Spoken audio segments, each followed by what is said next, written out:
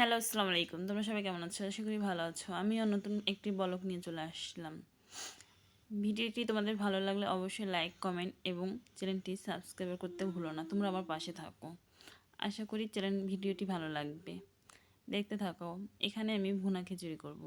চাউল আর ডাউল আমি আগে থেকে ধুয়ে রাখছি এবং এর মধ্যে আমি আলু আর গাজর দিয়ে দিলাম। আমার কাছে এই দুইটি সবজি ছিল, সেজন্য আমি এগুলোই দিলাম। তোমাদের কাছে বাদ বাকি সবজি যদি থাকে তোমরা দিতে পারো। তারপর দিয়ে দিলাম কয়েকটি কাঁচামরিচ, দিয়ে দিলাম পেঁয়াজ কুচি, এরপর দিয়ে দিলাম রসুন কুচি, দিয়ে দিলাম তেজপাতা আর তিনটি এলাচ। স্বাদ অনুযায়ী লবণ দিয়ে দিলাম।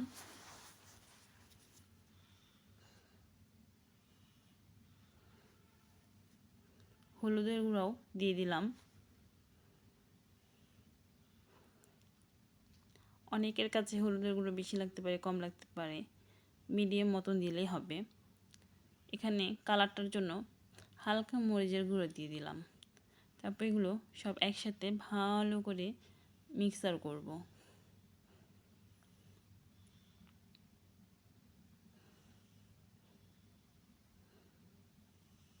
মিক্সারটা হওয়ার মধ্যে তেল দিয়ে দিব।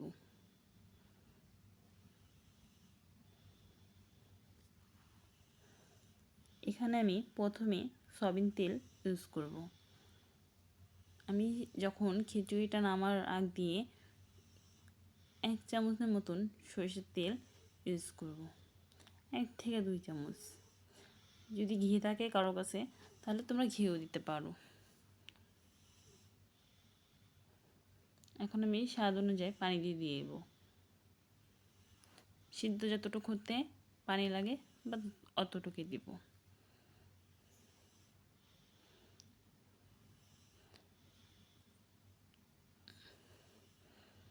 আমি অফ ক্যামেরায় আরও কিছু পরিমাণ পানি দিয়ে নিয়েছিলাম।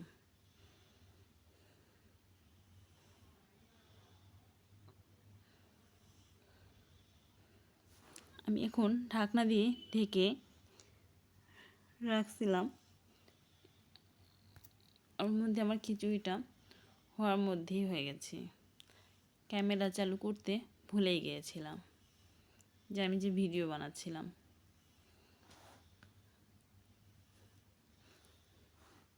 তোমাদের চ্যানেলটি ভালো লাগলে অবশ্যই সাবস্ক্রাইব করে দিও।